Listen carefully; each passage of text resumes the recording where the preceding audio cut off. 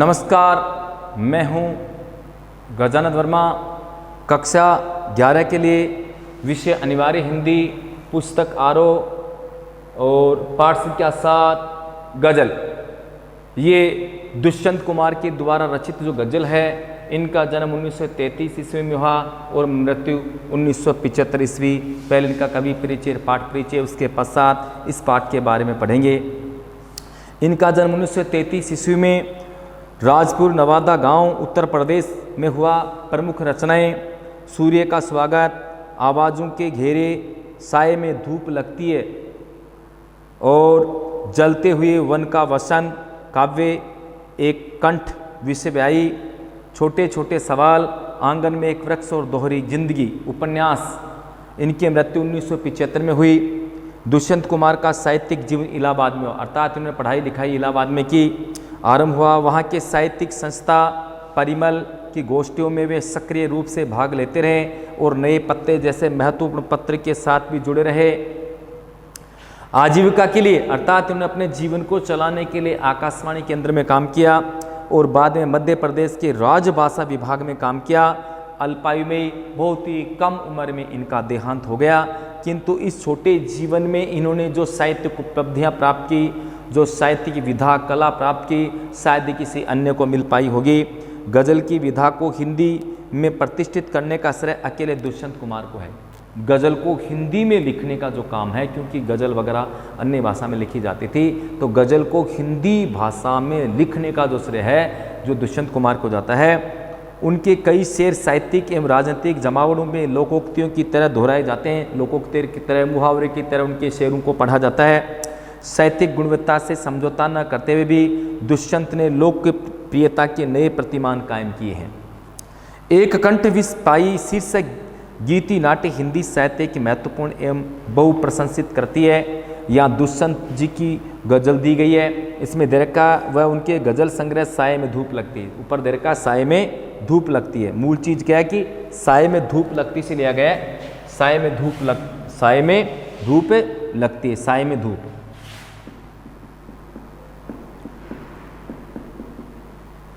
ये साए में धूप है, साए में धूप लगती है, अर्थात छाया के अंदर भी धूप लगते, इससे ये लिया गया है। गज़ल एक ऐसी विधा है जिसमें सभी शेर अपने आप में मुमक्किल और स्वतंत्र होते हैं। उन्हें किसी क्रम व्यवस्था के तहत पढ़े जाने की दरकार नहीं रहती। इसके बावजूद दो चीज़ें ऐसी जो इन शेरों को आपस में गूंथ कर रचना की शक्ल देती है। ये इन शेर की एक विशेषता सबसे बड़ी ये होती है, गज़ल की सबसे बड़ी विशेषता ये होती है कि ऊपर वाले टॉपिक से नीचे का लिंक नहीं है, नीचे वाले का ऊपर वाले से लिंक नहीं है। और ये जितनी सारी गज़ल होती है अपने आप में पूर्ण होती है, अधूरी नहीं होती। इसलिए गज़ल गीत की तरह होती है, लेकिन गज़ल उनसे थोड़ी भिन्न होती है। एक रूप के स्तर पर तुक्का निर्वाह दो, अंतर वस्तु के स्तर पर मिजाज निर्वाह। जैसे कि आप देखेंगे यहाँ पहले शेर की दोनों पंक्तियों का तुक मिलता है, उसके बाद सभी शेरों दूसरी पंक्ति में उसका तुक का निर्वाह होता है। आमतौर पर गज़ल के शेरों में केंद्रीय भाव का होना जरूरी नहीं है। केंद्रीय भाव क्या, वो क्या कहना चाहते हैं वो जरूरी नहीं है, वो क्या कहना चाहते हैं। और लेकिन यहाँ पूरी गज़ल एक खास मनस्थिति में लिखी गई है। जान पड़ती है राजनीति और समाज में जो कुछ चल रहा है। राजनीति समाज में, राजनीति क्या चाहती है, समाज क्या चाहता है। समाज ये चाहता है कि समाज का उत्थान हो, समाज को फ़ायदा मिले, लेकिन राजनीति अपनी रोटियां सेकती है। अपनी राजनीति करने वाले जो व्यक्ति हैं वो अपना काम करते, उनको जनता से कोई लेना देना नहीं होता है। उसे खारिज करने और विकल्प की तलाश को मान्यता देने के भाव की तरह इस गज़ल का केंद्रीय सूत्र बन गया है। इस प्रकार दुष्यंत की गज़ल हिंदी गज़ल का सुंदर नमूना प्रस्तुत करती है। देखिए, शुरू में हमने 3 गज़लें आपके सामने पेश की है। पहले इन गज़लों को बोल करके बताते हैं किस तरह से पढ़ी जाती है और किस तरह से इनका अर्थ, शाब्दिक अर्थ आपके सामने प्रकट किया जाता है। देखिएगा, देखिए जो गज़ल होती है, वैसे क्या है कि हमारे भारत के अंदर महान गज़लकार, जैसे मान लीजिए वो यूँ भी कह सकते हैं कि पंकज उदास की गज़ल आपको मैं बोल के बताता हूँ पहले, उसके बाद उसको देख करके इन गज़लों को पढ़ेंगे तो आपके आनंद की अनुभूति होगी। देखिएगा, देखिए पंकज उदास की बहुत सारी गज़लें थी, प्रसिद्ध गज़ल, जैसे मान लो 2 पंक्ति आपको बोल के बताता हूँ, फिर उनका मिलान, उनका तुक इन गज़लों से करते हैं तो पढ़ने में बड़ा आनंद आएगा।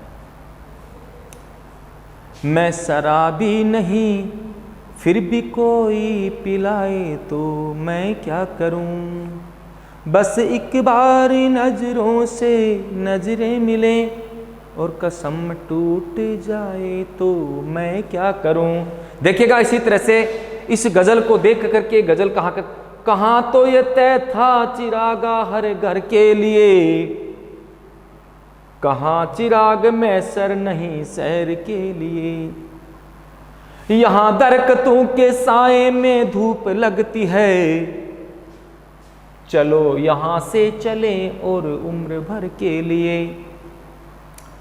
न हो कमीज तो पाँव से पेट ढक लेंगे,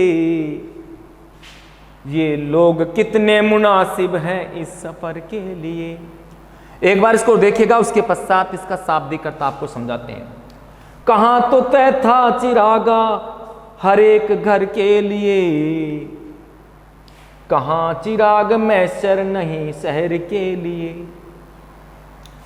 यहाँ दरख्तों के साए में धूप लगती है, यहाँ दरख्तों के साए में धूप लगती है, चलो यहाँ से चलें और उम्र भर के लिए। न हो कमीज तो पाँव से पेट ढक लेंगे, अगर कमीज भी नहीं है तो अपने पैरों को इकट्ठा करके उकड़ू बैठ करके अपने पैरों से हम शरीर को ढक लेंगे, क्योंकि गरीबी के कारण ऐसी स्थिति हो रही है। न हो कमीज तो पाँव से पेट ढक लेंगे, अगर कमीज नहीं इसका मतलब गरीब है, तो गरीबी स्थिति के अंदर पाँव को ढकने के लिए क्या करेंगे, पैरों को इकट्ठा कर लेंगे। न हो कमीज तो पाँव से पेट ढक लेंगे, ये लोग कितने मुनासिब है इस सफर के लिए। अर्थात यहाँ के लोग इस सफर में जाने के लिए, इस समस्या से निजात पाने के लिए कितने उत्साहित हैं। अर्थात उनको जीना आता है, उनकी आदत है समस्याओं का सामना करना। अब देखिएगा, हमारे भारत में अंग्रेजों के शासनकाल था, उसके पश्चात यहाँ राजनेताओं के हाथ में सत्ता हाथ में आ गई। वो हमारे देश के लिए, हमारे गांव के लिए, हमारे शहर के लिए वो जितने सारे वादे कर रहे हैं, उन वादों पर वो खरे नहीं उतर रहे हैं। इससे परेशान होकर के दुष्यंत कुमार ने उनके किए गए कार्यों की गिनती करवाते हैं कि आपने जो वादा किया था, आप जो कुछ करने वाले थे, आपने वैसा कुछ भी नहीं किया है, तुम्हें ऐसा करना चाहिए था किंतु आपने ऐसा कुछ भी नहीं किया। अब देखिए पहले शेर में देखिए, पहले गजल में देखिए, कहाँ तो तय था चिरागा हर एक घर के लिए। यहाँ चिराग का अर्थ होता है दीपक, लेकिन यहाँ चिराग का दूसरा अर्थ हो गया सुख सुविधाएं। वो राजनेताओं से, राजनीति करने वाले राजनेताओं से कहना चाहते हैं, कहाँ तो तय था चिरागा हर एक घर के लिए। अरे आपने तय किया था, आपने संकल्प लिया था, जब आप राजनीति में आए थे, जब आप वोट लेने आए थे, उस समय आपने संकल्प किया था, उस समय आपने हमसे वादा किया था। क्या वादा किया था? कहाँ तो तय था चिरागा हर एक घर के लिए, कि मैं चाहूँगा कि जब मैं वोट लेकर के जीत जाऊँगा तो प्रत्येक घर के लिए चिराग, चिराग का मतलब दीपक से, लेकिन प्रत्येक घर के लिए मैं सुख सुविधा प्रदान करूंगा। अर्थात मैं प्रत्येक घर को सुख सुविधाएं दूंगा, प्रत्येक घर को सब प्रकार की सुख सुविधाएं प्रदान करने की कोशिश करूंगा। कहाँ तो तय था चिरागा हर एक घर के लिए, प्रत्येक घर में दीपक जला दूंगा, अर्थात प्रत्येक घर को मैं पूरी सुख सुविधा दूंगा। अगर मैं वोट लेकर के जीत गया, राजनीति में आ गया हूं, अगर वोट के द्वारा मैं जीत गया, तो मैं आपकी परिस्थितियों को समझ करके मैं आपको पूरी सुख सुविधाएं दूंगा। किंतु कहाँ चिराग मैसर नहीं शहर के लिए, किंतु आपने, अब मैसर का नसीब, कहाँ चिराग मैसर नहीं शहर के लिए, किंतु आपने हमारा, कहाँ चिराग मैसर नहीं शहर के लिए, किंतु आपने शहर के लिए, यहाँ के लोगों के लिए ऐसी कोई सुख सुविधाएं नहीं दी। अर्थात उनको ऐसी सुख सुविधाएं नसीब नहीं हुई, उनको प्राप्त नहीं हुई, क्योंकि आपने जो वादा किया था उस वादे से आप मुकर गए। आपने उन वादों पर ध्यान नहीं दिया, उन वादों को आपने पूरा नहीं किया। कहाँ चिराग मैसर नहीं शहर के लिए, अर्थात शहर के लिए आपने कोई सुख सुविधा नहीं दी, न दीपक जलाए न सुख सुविधा दी। और जो आपने चुनाव लड़ने से पूर्व, चुनाव लड़ने से पहले, जीतने से पहले जो वादा किया था, उन वादों पर आप खरे नहीं उतरे। आपने शहर के लिए, यहाँ के लोगों के लिए कुछ भी सुख सुविधाओं का प्रयास नहीं किया। यहाँ कहाँ चिराग मैसर नहीं शहर के लिए, शहर के लिए किसी प्रकार की सुख सुविधाएं आपने दी है, अर्थात आपने किसी भी प्रकार की सुख सुविधाओं का ध्यान नहीं दिया और यहाँ के लोगों को आपने एक अवॉइड कर दिया, साइड में कर दिया, दूर कर दिया। आपने जो वादे किए थे उन वादों पर आप कभी खरे नहीं उतरे।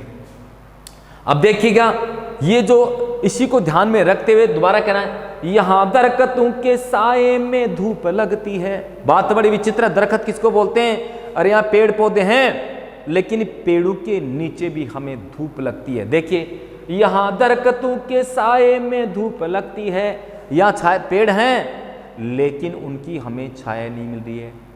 छाया का अर्थ हो गया कि यहाँ सरकार के द्वारा सारी सुख सुविधाएं हैं किंतु फिर भी हमें वो सुविधाएं नहीं मिल रही है। याद रखा है, यहाँ दरख्तों के साए में धूप लगती है, अर्थात नियम कायदे सब कुछ है, हमें वो सुविधा मिलनी चाहिए, उन सुविधाओं के हम अधिकारी हैं, फिर भी हमें वो सुविधाएं नहीं मिल रही है। तब क्या कहा? यहाँ दरख्तों के साए में धूप लगती है, ये पेड़ पौधे, फिर भी इनकी छाया हमें नहीं मिल रही है। अर्थात जो पेड़ है, लेकिन वो पेड़ के नीचे बैठने के पश्चात भी हमें छाया महसूस नहीं होती, हमें धूप लगती है। तो ऐसे पेड़ के नीचे बैठने से क्या मतलब है? कहते हैं कि भाई पेड़ खड़ा है, लेकिन पेड़ खड़ा है न तो पेड़ के छाया है, न फूल है, न पत्ते हैं, न फल वो पेड़ देता है। तो इस प्रकार के पेड़ की जरूरत कहाँ पड़ती है? वो तो सूखा ठूंठ लकड़ है, उसके नीचे बैठने से कोई मतलब नहीं है। इसके माध्यम से कहना चाहते हैं कि जो व्यक्ति दूसरों के भरोसे काम करता है, इसका माध्यम यह है कि व्यक्ति को छाया वाले पेड़ के नीचे, फल देने वाले पेड़ के नीचे ही बैठना चाहिए, जिसके कारण उसका कुछ तो भला हो सके। तो क्या कहा? यहाँ दरख्तों के साए में धूप लगती है, या पेड़ पौधे हैं किंतु फिर भी यहाँ हमें धूप लगती है। ये पेड़ पौधे होने के पश्चात भी धूप लगती है, अर्थात यहाँ सारी सुख सुविधाएं हैं, कानून के तहत हमें सब कुछ सुख सुविधाएं मिलनी चाहिए, किंतु हमें वो सुख सुविधाएं नहीं मिल रही है। तो कहना चाहते हैं यहाँ दरख्तों के साए में धूप लगती है। दरख्त किसको बोलते हैं? सारी सुख सुविधाएं मिलनी चाहिए, किंतु हमें कोई सुख सुविधाएं नहीं मिल रही है। हम सुख सुविधाओं से हीन हैं, छाया न मिलने के कारण हम दुखी है, अर्थात हमें कोई भी सुख सुविधाएं नहीं मिल रही है, इसके कारण हम दुखी हैं। क्योंकि कानून के तहत सारी सुख सुविधाएं हमें मिलनी चाहिए, क्योंकि हम इनके अधिकारी हैं, हमारा अधिकार है इन सुख सुविधाओं को पाना। किंतु राजनीति के कारण आप हमारी सुख सुविधाओं को खत्म करें। तो यहाँ दरख्तों के साए में धूप लगती है, पेड़ पौधे हैं, आप कहना चाहते हैं पेड़ पौधे, लेकिन पेड़ पौधों के नीचे तो छाया नहीं। पेड़ हैं किंतु इनके नीचे तो छाया नहीं है, अर्थात हमें सुख सुविधाएं मिलनी चाहिए, हम उन सुख सुविधाओं के अधिकारी हैं, किंतु सुख सुविधाएं हमें नहीं मिल रही है। चलो यहाँ से चलें और उम्र भर के लिए यहाँ से चले जाना चाहिए, क्योंकि इन पेड़ों के नीचे छाया नहीं है। जिन सुख सुविधाओं के हम अधिकारी हैं, वे सुख सुविधाएं हमें नहीं मिल रही है। इस प्रकार के पेड़ों के नीचे बैठने से, इस प्रकार के लोगों के पास से रहने से हमें कोई मतलब नहीं है, और इस प्रकार के पेड़ पौधों के नीचे बैठने से कोई मतलब नहीं है। इस स्थान को छोड़ करके हमेशा चले जाना चाहिए, क्योंकि यहाँ बैठने से हमें कोई लाभ नहीं है। चलो यहाँ से चलें और उम्र भर के लिए, इस स्थान को छोड़ करके हमेशा के लिए चला जाना चाहिए, उम्र भर के लिए इस स्थान को छोड़ करके चले जाना चाहिए, क्योंकि इस प्रकार इन पेड़ों के नीचे बैठने से कोई फायदा नहीं है, क्योंकि इन पेड़ों के नीचे छाया नहीं है। जब जिस पेड़ की छाया हमें नहीं मिल पाती है, जिस पेड़ की छाया नहीं है, उस पेड़ के नीचे बैठने से क्या मतलब है, क्या अर्थ है? इस प्रकार से कवि कहना चाहते हैं कि चलो यहाँ से चलें और उम्र भर के लिए, कि इस प्रकार से इस जगह को छोड़ करके लिए हमेशा के लिए दूर चले जाना चाहिए, क्योंकि न तो यहाँ सुख सुविधा मिलती है न छाया मिलती। या छाया का अर्थ सुख सुविधाओं से है, क्योंकि हमें वो सुख सुविधाएं मिलनी चाहिए। वादा आपने किया था, वोट मांगने जब आए थे, आपको जो वोट दे दिया गया, आपने हमारी वोटों की तरफ ध्यान न दे करके राजनीति में पड़े रहे। आपने हमारी सुख सुविधाओं की तरफ कोई ध्यान नहीं दिया, हमारी ओर ध्यान नहीं दिया और धीरे धीरे हम गरीब होते जा रहे हैं, हमारी परिस्थिति बिगड़ती जा रही है। ऐसी स्थिति में यहाँ रुकने से क्या फ़ायदा जब हमारा काम चलाना मुश्किल हो रहा है, छाया तक हमें नसीब नहीं है, रहने के लिए आवास हमारे पास नहीं है। तो इस प्रकार से इस स्थान पर रहने से मतलब क्या है? क्योंकि उस समय तो आपने बड़े बड़े वादे किए थे, लेकिन समय निकलने के पश्चात आप अपने वादों से मुकर गए। तो ऐसी स्थिति में यहाँ रहने से कोई मतलब नहीं। ये कहना चाहते हैं कि इस स्थान पर रहने से कोई मतलब नहीं है, इसलिए हमें इस स्थान को छोड़ करके उम्र भर के लिए दूर चले जाना चाहिए। यहाँ दे भी रखा है, चलो यहाँ से चलें और उम्र भर के लिए, चलो यहाँ से हमेशा के लिए चले जाते हैं, उम्र भर के लिए इस जगह को छोड़ करके चले जाते हैं, क्योंकि इस स्थान पर रहने की कोई आवश्यकता नहीं है। नीचे दे रखा है, न हो कब कमीज तो पाँव से पेट ढक लेंगे, ये लोग कितने मुनासिब है इस सफर के लिए। ये देखिए, कहना चाहते हैं कि इस देश के अंदर बहुत अमीर लोग हैं, वो अमीर लोग हैं, पैसे वाले लोग हैं, अपने जीवन को बड़े ठाट बाट आनंद से बिताते हैं। यहाँ बहुत अमीर लोग भी हैं और वो अमीरी में अपना जीवन यापन करते हैं, वो अमीरी में जीवन यापन करते हैं, उनको संसार की जितनी सुख सुविधाएं मिलनी चाहिए उनको सब चीज़ें मिलती हैं, किंतु गरीब आदमी को तो बेचारे को अगर कुछ मिलता नहीं है तो परिस्थिति को समझ करके वो जीने की पूरी कोशिश करता है, परिस्थिति को समझ करके जीने की कोशिश करता है, अभाव में जिंदगी जीता है। जो कुछ उनको मिल जाता है उन्हीं को समेट करके जीने की कोशिश करता है, संतोषप्रद जीवन जीने की कोशिश करता है। तो देखिए, कवि कहना चाह रहे हैं, न हो कमीज तो पाँव से पेट ढक लेंगे, अर्थात यहाँ बहुत पैसे वाले लोग हैं, वो अपने जीवन यापन को बड़ी खुशहाली आनंद से बिताते, ऐशाराम की जिंदगी जीते हैं। इसके विपरीत यहाँ पर ऐसे गरीब लोग भी हैं जिनके पास में पहनने के लिए कमीज तक नहीं है, अर्थात पहनने के लिए कपड़ा तक नहीं है। ऐसी स्थिति में अभाव की जिंदगी जीने के पश्चात भी वो किसी के सामने कभी शिकायत नहीं करते, बल्कि फिर भी जीने की आस अपने मन में रखते हैं। न हो कमीज तो पाँव से पेट ढक लेंगे, अगर उनके पास में कमीज भी नहीं है तो उकड़ू बैठ करके इकट्ठे होकर के अपने पैरों के द्वारा अपने शरीर को ढक लेंगे। अब आपने देखा होगा सर्दी के समय मान लीजिए ओढ़ने बिछाने के बिस्तर अगर कम है, सर्दी ज़्यादा अगर लगती जाती है, जैसे ठंड का मौसम है, दिसंबर का महीना है, जनवरी का महीना है, तो देखिएगा आप और हम भी सर्दी से सिकुड़ करके इकट्ठे हो जाते हैं, जिसके कारण इकट्ठे होकर गिंडी बन जाए, गेंद सी बन जाते हैं, जिसके कारण कम से कम सर्दी लगे। और अगर सर्दी नहीं लगती तो पैर पसार करके सोते हैं। तो कहना चाहते हैं, न हो कमीज तो पाँव से पेट ढक लेंगे। गरीबी में जीवन यापन करने के लिए, गरीबी जीवन यापन करते समय जब हमारे पास में विपदाएं हैं, समस्या है और हमारे पास अगर कमीज पहनने के लिए नहीं है, तो ऐसी स्थिति के अंदर हम अपने पैरों से पेट को ढक लेंगे, फिर भी हम जीने की आस रखते हैं। ये लोग कितने मुनासिब है इस सफर के लिए, फिर भी क्या है कि अपने जीवन को जीने के लिए, ये लोग अपने जीवन को जीने के लिए फिर भी सफर पर चलने के लिए कितने तैयार हैं, अर्थात उनके पास में कुछ भी नहीं है, अपनी जिंदगी को उन्होंने अभाव में गुजारा है, उनकी जिंदगी अभाव में गुजर रही है, फिर भी अपनी जिंदगी को जीने के लिए वो तैयार हैं। अर्थात जिंदगी में समस्याओं से मुकाबला करने की ताकत यहाँ के लोगों में कहना चाहते हैं कि जीवन में इतनी परिस्थितियाँ उनके जीवन में आती है, फिर भी क्या कि परिस्थितियों से मुकाबला करने के लिए यहाँ के लोग तैयार रहते हैं। इसलिए कहते हैं कि ये लोग कितने मुनासिब इस सफ़र के लिए, कि कितने उचित हैं अपने जीवन को जीने के लिए, फिर भी ये कितने तैयार हैं इतनी समस्याओं को झेलने के पश्चात भी अपनी ज़िंदगी को जीने के लिए किस प्रकार से तैयार है। एक बार 3 पद्यों को दोबारा देख लीजिएगा। कहाँ तो तय था चिरागा हर एक घर के लिए, यहाँ चिराग में सर नहीं शहर के लिए।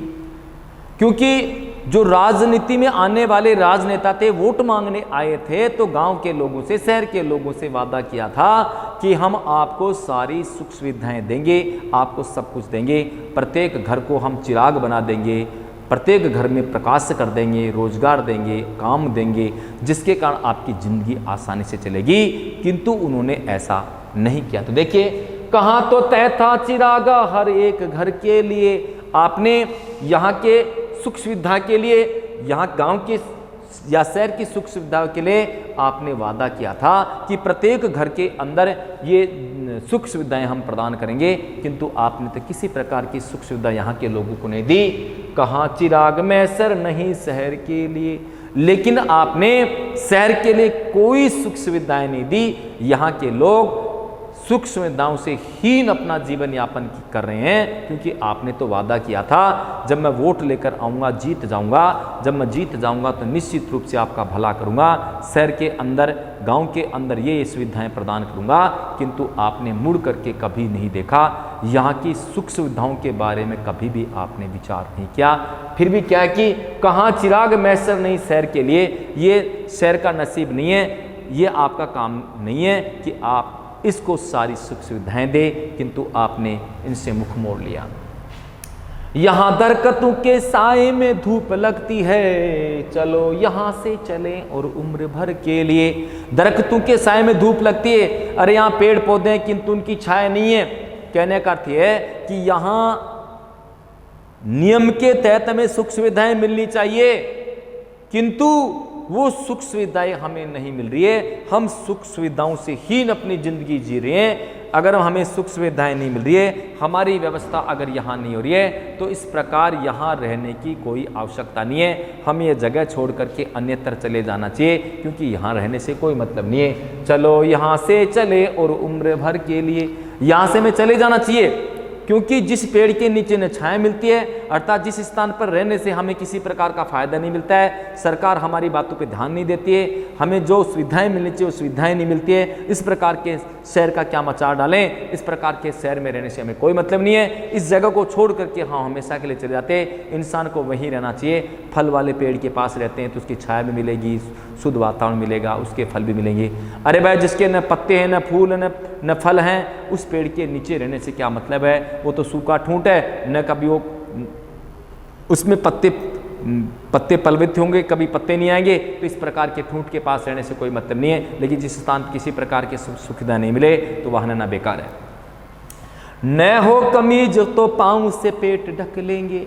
अब ये कहना चाहते हैं कि अगर हमारे पास में अभाव है, समस्या है, लेकिन फिर भी हम जीने की आस रखते हैं, क्योंकि यहाँ देश के अंदर बहुत सारे अमीर लोग भी हैं, उनके पास में सारी सुख सुविधाएं, किंतु यहाँ के लोगों के पास में, बहुत सारे लोगों के पास में किसी प्रकार की सुख सुविधा नहीं है, फिर भी जीने के प्रति उनमें आस में। न हो कमीज तो पाँव से पेट ढक लेंगे। यहाँ के लोगों के पास में अगर सुख सुविधाएं नहीं है, यहाँ तक पहनने के लिए कमीज भी नहीं है, तो अपने जीवन को जीने के लिए पैरों को इकट्ठा कर लें, उकड़ू बैठ जाएंगे, जिसके कारण सर्दी से बचा जा सके, अपने शरीर को ढका जा सके। ये लोग कितने मुनासिब है इस सफ़र के लिए, फिर भी इसके जीवन को जीने के लिए, अपने जीवन को जीने के लिए कितने उचित मानते हैं कि फिर भी अपने जीवन को जीने के लिए इस सफ़र पर चलने के लिए तैयार रहते हैं। अर्थात कभी हारते नहीं है, कभी थकते नहीं है। थैंक यू, ओके, बाय, बाकी कल।